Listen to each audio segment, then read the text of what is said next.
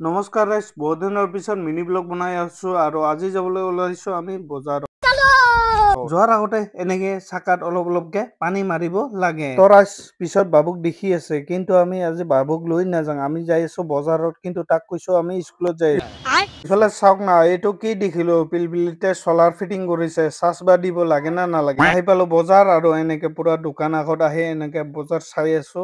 এই পুৰা ফোন কৰি কি লাগে সুধি আছে। মই কলো বজাৰ কৰি থাক, মই অলপ কিবা খাই আহো। আৰু এইফালে আহি গ'ল মোৰ খাৱান, মানে বজাৰত আহিলে মই এইটো খামেই। মাংসৰ লগত ৰুটি খাই মোক খুবেই ভাল লাগে, এইটোৰ কাৰণে মই ইয়াতে আহো। বজাৰ কৰা দায়িত্ব ইয়াৰ, কিন্তু বজাৰ ডাঙা মোৰ দায়িত্ব। খাও মা কসম। এইফালে বজাৰ কৰে আৰু এইফালে মই দাঙি লৈ যাওঁ, কিন্তু গাড়ীত লৈকেহে লৈ যাব লাগে। আৰু এইফালে জ্বালা চাব আহিলো, চাহ কি ডাঙৰ ডাঙৰ জ্বালা, খাই চাম নেকি এনেকুৱা লাগে, কিন্তু নাপাঙে খাবা। আচ্ছা।